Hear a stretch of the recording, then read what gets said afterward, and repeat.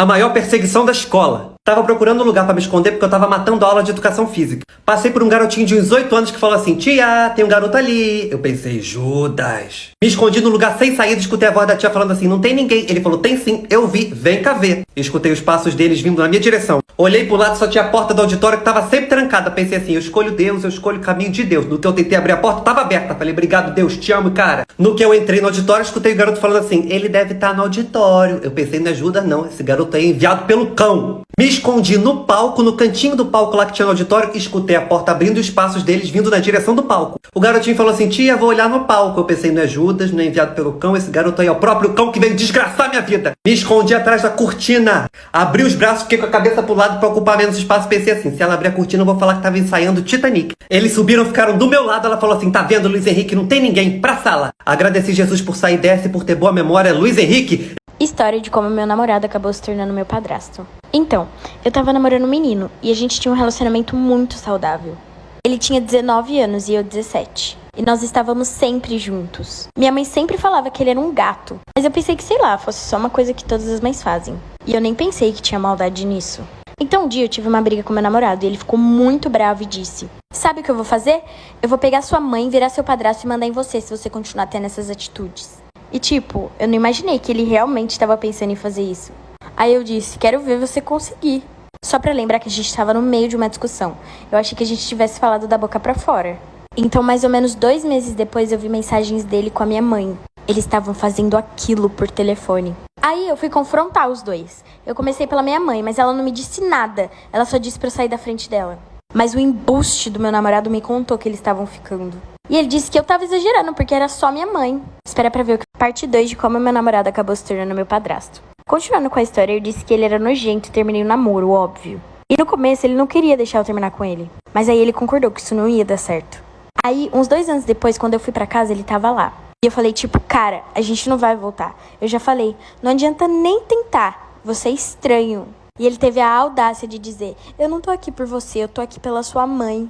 Aí naquela hora eu pensei: ok, tô me mudando daqui. Mas antes disso eu ainda ouvi uns barulhos que eu não gostaria de ouvir. E minha mãe acabou engravidando de novo. Ela só tem 34 anos e ele 19. Mas a questão nem é essa. A questão é que meu ex-namorado me trocou pela minha mãe. E agora eles têm um filho que é meu irmão. Não dá pra acreditar. História de como eu descobri que minha irmã de 13 anos estava dormindo com meu professor e ninguém nunca fez nada. Então, essa é a primeira vez que eu tô contando isso pra alguém, porque finalmente eu tenho idade suficiente pra perceber que isso era errado. Na época, minha irmã tava no 8º ano e eu tava no 6º. Ela disse pra minha mãe que precisava de ajuda em história. E acho que minha mãe confiava no professor, porque depois da escola ele levava nós duas pra casa dele e ajudava minha irmã. Ele sempre falava que tinha que se preparar antes de ensinar ela, porque eles entravam no quarto com a porta fechada. E ele dizia que era a única maneira dela aprender melhor. Eles me faziam esperar na sala por cerca de 1 hora enquanto estudavam. Todos os dias ela saía do quarto dizendo: ai, meu Deus, eu aprendi muito. Quer dizer, ela aprendeu alguma coisa, né? De qualquer forma. Então um dia minha mãe me ligou e disse que era uma emergência e que nós precisávamos ir embora mais cedo. Eu fui no quarto avisar minha irmã e quando eu cheguei lá a porta não estava trancada. E quando eu abri a porta eu vi minha irmã de 13 anos e meu professor de 44 fazendo... ai, vocês sabem, né? Eu não sou uma fofoqueira, então nem falei nada. Tá acabando o tempo, então dei like pra parte 2. Todo mundo da minha aula online descobriu que eu tava grávida e alguém contou pra minha mãe. Por causa da pandemia, nós aqui da minha cidade começamos a ter videoaulas. Então eu tava na primeira aula e só precisava ligar a câmera quando a professora ia fazer a chamada. Ou quando o professor fazia alguma pergunta. Aí eu fui chamada e a professora fez uma pergunta pra mim. Então eu liguei a câmera e o microfone, respondi a pergunta e desliguei a câmera. Mas eu acho que eu esqueci de desligar o microfone. Durante aquela semana, eu já tava com medo de ficar grávida. Então depois que eu respondi a pergunta, eu liguei pro meu namorado e fiz um teste de gravidez. Eu parei de ouvir a aula e abaixei o volume, porque se a professora te chama uma vez, ela não vai te chamar de novo. Então eu não tava sabendo o que estava acontecendo na aula. Nisso eu tava no telefone com meu namorado e eu tava enlouquecendo porque o teste tinha dado positivo. E eu tava tão nervosa que eu comecei a gritar no meu quarto, falando: meu Deus, eu tô grávida, o que eu vou fazer? Eu olhei pro meu computador e a aula já tinha acabado, mas tinha um monte de gente me mandando mensagem perguntando se eu tava bem e falando que tava aqui por mim e tal.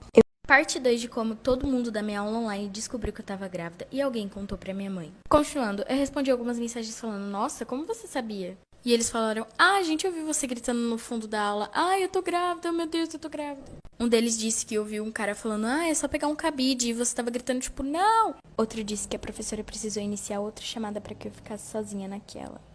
Aí eu mandei um e-mail pra minha professora e disse que eu tava passando por um momento difícil e pedi desculpas, né? E ela disse que tava tudo bem. E ficou tudo bem até passar uns 3 dias. Minha mãe chegou em mim e falou que alguém da minha sala tinha falado pra ela que eu tava grávida. E eu tentei falar pra ela, não mãe, isso é mentira, não tô grávida. E ela disse que alguém mandou pra ela a gravação de eu gritando no meu quarto. Gritando e chorando, né? E sem saber o que fazer. Então, basicamente, alguém da minha sala era um dedo duro e contou pra minha mãe que eu tava grávida. Minha mãe tentou fazer com que eu abortasse, mas eu não queria. Então eu fui morar com a minha avó e daqui 3 meses eu vou ter um